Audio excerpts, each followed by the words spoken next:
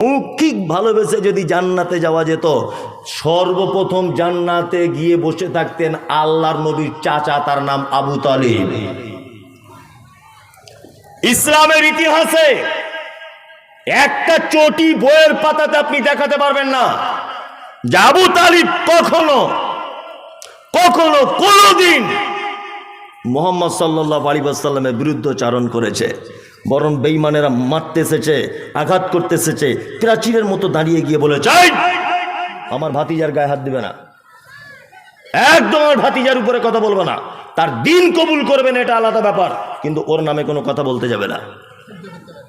একদম চাচা মারা গেলেন, আল্লাহ নবী অনেক ঘটনা, আল্লাহ নবী সাল্লাল্লাহু আলাইহি ওয়াসাল্লাম বলছেন আমার চাচাকে সব থেকে কম আযাব দেওয়া হবে এই কারণে, এইটা যে দুটি লোহার জুতো গরম করে, আমার আগুনের জুতো গরম করে আমার চাচার পায়ে পরিয়ে দেওয়া হবে, তার ফলে আমার চাচার মগজগুলো গলে গলে মাটির দিকে পড়বে।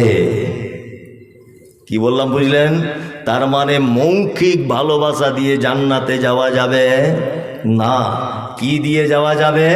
মুহাম্মদ সাল্লাল্লাহু আলাইহি ওয়াসাল্লাম যে দিন এনেছিলেন, এই দিন ওনার আনিত দিন ছাড়া, আল্লাহর দিন ছাড়া, ওনার পদ্ধতিকে না মানা ছাড়া জান্নাতে যাওয়া যাবে না। অনেক মুসলমানদেরকে দেখতে পাওয়া যাচ্ছে রাস্তাতে জুলুস বার করে বসে আছে, কাজ নাই কিছু নাই। কি বললাম বুঝলেন? নাই কাজ নাই কিছু নাই, মুখে দাড়ি নাই, বগলে বড় বড় চুল, আবার নাম দিচ্ছে আশিকে রাসূল। কি বললাম বুঝলেন না? এক হাতে ইসলামের পতাকা, নাম লেখা আছে মোহাম্মদ, বাম হাতে সিগারেট টানছে। এরকমও নবীর আশিক আছে, আছে না নাই? আছে। এই পাগলামু করে জান্নাত যাওয়া যাবে না। জান্নাত যেতে গেলে নবী এবং সাহাবায়ে কেরামগণ যে পদ্ধতিতে জান্নাতের সার্টিফিকেট পেয়েছেন, আমাদেরকে ওই পদ্ধতিতে হাঁটতে হবে। ইনশাআল্লাহ বুলাজি আমরা চেষ্টা করব, ইনশাআল্লাহ ইনশাআল্লাহ। এই দেখুন আপনাদেরকে জান্নাতি মানুষদের কয়েকটা ঘটনা আপনাকে বলি, খুব মজা লাগবে। এক, এটা আপনারা জানেন যে 3 হিজরিতে একটা যুদ্ধ হয়েছিল। এই যুদ্ধটির নাম হচ্ছে উহুদ। কি? উহুদ। এই উহুদ যুদ্ধতে আল্লাহ নবী সাল্লাল্লাহু আলাইহি ওয়াসাল্লাম মুশরিকদের সঙ্গে করেছিলেন, বেঈমানদের সাথে। আর এই যুদ্ধের যেদিন আল্লাহ রাসূল সাল্লাল্লাহু আলাইহি ওয়াসাল্লাম ঘোষণা করেন, সেই দিন বিকাল বেলাতে একজন সাহাবীর বিবাহ পড়িয়েছেন। বিবাহ, তার নাম কি? হানজালা রাদিয়াল্লাহু তাআলা আনহু। হানজালার বিবাহ পড়িয়েছেন। আল্লাহ নবী সাল্লাল্লাহু আলাইহি ওয়াসাল্লাম খুশি হয়ে অন্য সাহাবীদের ভিতরে খরমা টরমা বিলি করেছেন। হানজালা বিবিকে নিয়ে শুয়ে আছেন। রাত্রের বেলাতে স্বামী স্ত্রী মিলন ঘটেছে। আল্লাহ নবী সাল্লাল্লাহু আলাইহি ওয়াসাল্লাম উহুদের যুদ্ধের ডাক দিলেন। হানজালা তাড়াতাড়ি করে বিছানা ছেড়ে উঠে বিবিকে ডেকে বলছেন, এক কাজ করো, আল্লাহ রসুল জেহাদের জন্য ডেকেছে, আল্লাহ রসুল জেহাদের জন্য ডেকেছে, আর 1 মিনিট এখানে আমি আর শুয়ে থাকতে পারবো না। যদি বেঁচে আসি আমি একজন গাজীর স্ত্রী, তুমি যদি মারা যাই তাহলে তোমার সঙ্গে জান্নাতে সাক্ষাৎ হবে, তুমি একজন শহীদের স্ত্রী। শোনো, আমি চলে যাচ্ছি। হানজালা চলে গেলেন আল্লাহ রসুলের ডাকে। কোথায়? না, উহুদের ময়দানে চলে গেলেন। যুদ্ধ চলছে, বিস্তারিত ঘটনা একদম কেটে দিয়ে সংক্ষিপ্ত আকারে মূল কথাটা বলছি। যুদ্ধতে পরাজয় ঘটেছে মুসলিমদের। 70 জন সাহাবীর কবর, 70 জন সাহাবী শহীদ হয়েছেন। উহুদের পাহাড়ের পাশেই ওই কবরগুলি আছে, 70 জন সাহাবীর কবর আমি দেখে এসেছি। 70 জন সাহাবীর ভিতরে আল্লাহ নবী সাল্লাল্লাহু আলাইহি ওয়াসাল্লামের আপন চাচা, নাম তার হামজা। 2, হানজালা, মুসআব বিন উমাইর, এরকম অসংখ্য সাহাবীরা শহীদ হয়েছিলেন এই উহুদের মাঠে। আল্লাহ নবী সাল্লাল্লাহু আলাইহি ওয়াসাল্লাম সাহাবীদেরকে বললেন, এক কাজ করো, যারা যারা শহীদ হয়েছে যুদ্ধের শেষে তাদের লাশগুলোকে এক জায়গায় করো। সাহাবীরা লাশগুলোকে খুঁজে এক জায়গায় করলেন। দেখা যাচ্ছে 68টা লাশ পাওয়া যাচ্ছে, 2টি লাশ পাওয়া যাচ্ছে না। 2টি লাশ। আল্লাহ নবী সাল্লাল্লাহু আলাইহি ওয়াসাল্লাম বললেন সাহাবীদেরকে, আবার খোঁজো। খুঁজছে, খুঁজতে খুঁজতে পাওয়া যাচ্ছে না। এই মুহূর্তে একজন মহিলা যুদ্ধের মাঠে চলে এসেছে, পর্দানাশীল মহিলা। আল্লাহ নবীকে এসে বলছেন, আল্লাহ রসুল আপনি কি আমাকে চিনতে পারছেন? আল্লাহ রসুল বলছেন, না তোমাকে চিনতে পারছি না, তুমি কে? তখন মহিলা বলছেন, আল্লাহ রসুল গতকাল বিকাল বেলাতে আপনি কারুর বিবাহ পড়িয়েছেন? বলছে, হ্যাঁ বিবাহ পড়িয়েছি। তখন মহিলাটি নিজের হাতটা বার করে আল্লাহ রসুলকে বলছেন, এই দেখুন, যার বিবাহ পড়িয়েছিলেন সেই নববিবাহিত স্ত্রী আমি হানজালার, আমার হাতের মেহেন্দিটা পর্যন্ত এখনো পর্যন্ত শুকায়নি। যুদ্ধের ময়দানে আল্লাহ রসুল সাল্লাল্লাহু আলাইহি ওয়াসাল্লাম খুব কাঁদছেন। মহিলা এসে বলছেন, আল্লাহ রসুল আপনার কাছে আমি একটা জিনিসের জন্য এসেছি। তা বলছে, কি? বলার পরে আল্লাহ রসুল সাল্লাল্লাহু আলাইহি ওয়াসাল্লাম বলছেন, তোমার স্বামীকে যে খুঁজে পাওয়া যাচ্ছে না। মহিলা বলছেন, আল্লাহ রসুল স্বামীকে খুঁজে পাওয়া যাচ্ছে কি যাচ্ছে না এটা বড় কথা নয়, আমি একটা কথা আপনাকে বলতে এসেছি যে আমরা বিয়ে করার পরে রাতের শুয়েছিলাম, স্বামী স্ত্রী মিলন হয়েছে আমাদের ভিতরে। আর আপনি বলেন যে জেহাদে যারা শহীদ হয় এরা রক্ত মাখা অবস্থাতে যে অবস্থায় থাকবে এই অবস্থাতে তাদেরকে কবরস্থ করা হয়। আল্লাহ রসুল, তা আমার স্বামী হানজালা তো অপবিত্র অবস্থায় আছে, গোসল না করি আপনার ডাকে সাড়া দিয়ে চলে এসেছে। আল্লাহ রাসূল সাল্লাল্লাহু আলাইহি ওয়াসাল্লাম বলছেন, তাই? হ্যাঁ। সঙ্গে সঙ্গে জিবরিল এলেন, আল্লাহ রাসূলকে বললেন, মুহাম্মদ সাল্লাল্লাহু আলাইহি ওয়াসাল্লাম আপনি টেনশন করবেন না, আরে হানজালাকে খুঁজে পাওয়া যাচ্ছে না তো। আসলে হানজালার শহীদে আল্লাহ এত খুশি হয়েছে, এত খুশি হয়েছে যে আসমান থেকে আল্লাহ ফেরেশতা পাঠিয়ে ওর লাশটাকে তৃতীয় আসমানে তুলে গোসল করিয়ে কাফন পরিয়ে মিসকা আম্বারে সেন্ট লাগিয়ে ওই দেখুন দুইজন সাহাবী কাঁধে করে নিয়ে আসছে, ওটা হানজালার লাশ।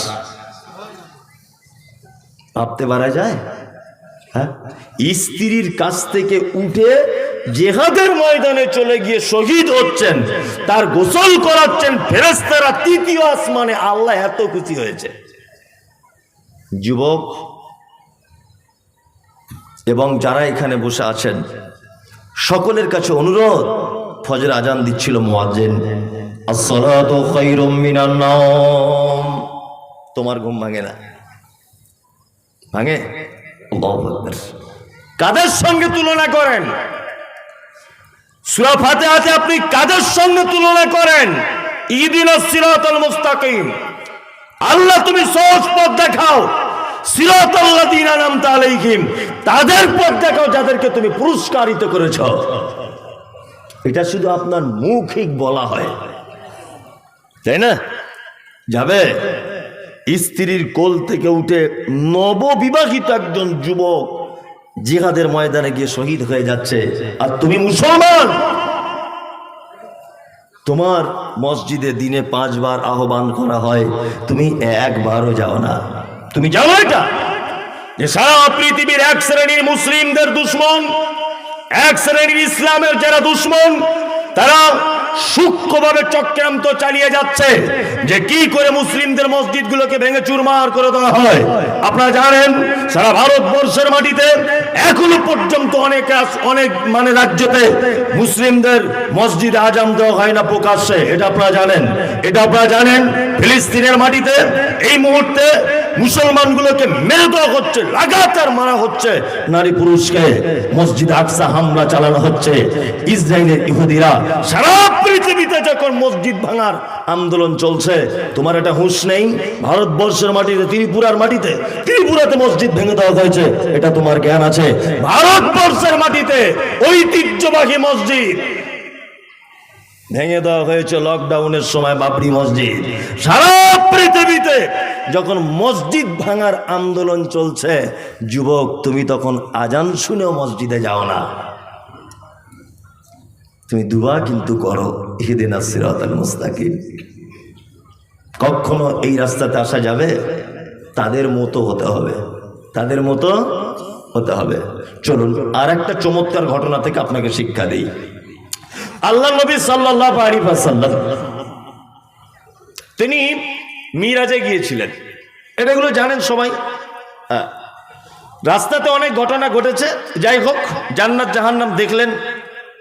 তা জান্নাতের ভিতরে তিনি দেখতে পাচ্ছেন যে একটা যুবক, তরতাজা যুবক, জওয়ান, ঠিক যেমন পাকা রাস্তাতে বুট জুতো পরলে টক টক টক টক করে আওয়াজ হয়, ঠিক তেমন আওয়াজ হচ্ছে জান্নাতে। আওয়াজটা আল্লাহ রসুল শুনতে পাচ্ছেন। আল্লাহ রসুল জিবরিলকে বলছেন, জিবরিল কে গো এটা জান্নাতের ভিতরে হাঁটছে, কে? জিবরিল আমিন বলছেন, এটা আপনার মসজিদের মুয়াজ্জিন হযরতে বেলাল, হযরতে বেলাল। আল্লাহ রসুল বলছেন, আমি আরো একটু এগিয়ে এলাম, আরো একটু এগিয়ে আসার পরে দেখছি জান্নাতের ভিতরে একজন পর্দানাসীন মহিলা আর একজন মহিলার সঙ্গে কথোপকথনে ব্যস্ত, কথা বলছেন। জিবরিল আমিনকে বললাম, জিবরিল আরে গলাটা খুব পরিচিত পরিচিত মনে হচ্ছে, কি ব্যাপার? তখন জিবরিল বললেন, এটা আবু তালহার স্ত্রী, ওর নাম রুমাইসা, ডাক নাম উম্মে সুলাইম। আল্লাহ রসুল বলছেন, আশ্চর্য ব্যাপার, উম্মে সুলাইম আবু তালহার স্ত্রী জান্নাতে। মায়েরা ভালো করে শুনুন ঘটনাটি।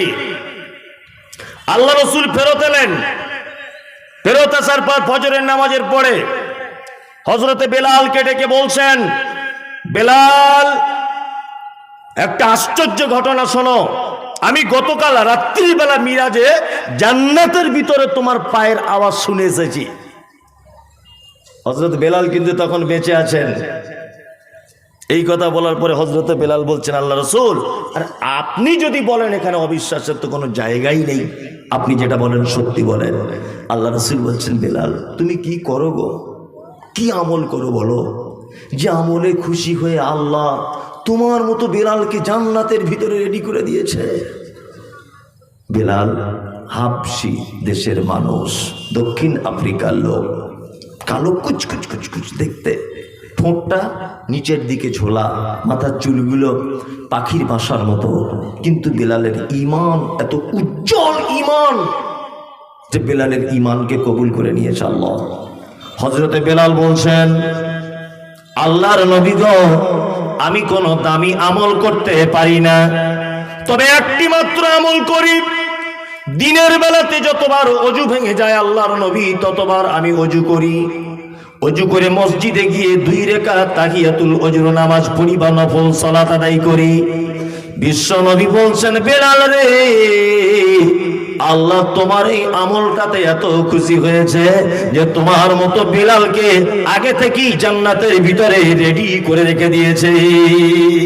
বেলাল তুমি মরলেই তুমি জান্নাত চলে যাবে। বেলাল ভাবতে পারছেন আপনি কি কাজ করতেন? ছোট্ট একটা কাজ, সারাদিন অজু করতেন। এটা আপনার আমল করা যাবে? মমতাজুল সাহেব, এটা একটু কঠিন হবে, সারাদিন অজু করে থাকা খুব কঠিন ব্যাপার, তাই না? এটা কঠিন হবে। আপনি এক কাজ করুন, অজু করে থাকা যদি আপনার পক্ষে সম্ভব না হয়, আল্লাহর নবী সাল্লাল্লাহু আলাইহি ওয়াসাল্লাম বলছেন, জান্নাতে একজন নারীকে দেখলাম, তার চরিত্র ছিল মসজিদ ঝাড়ু দেওয়া, মসজিদ পরিষ্কার পরিচ্ছন্ন করা। আপনি পারবেন মসজিদটা ঝাড়ু দেওয়া? পারবেন না? আমাদের তো মসজিদ ঝাড়ু দেওয়ার লোক রাখা আছে, ইমাম সাহেব, ওনারাই ঝাড় দেন, তাই না? মসজিদ ঝাড়ু দেওয়ার জন্য তো লোক অলরেডি রাখাই আছে, রাখা আছে না? রাখা আছে। আশ্চর্য ব্যাপার, এই জাতি কোশ্চিন কালেও পরিত্রাণ পেতে পারে না।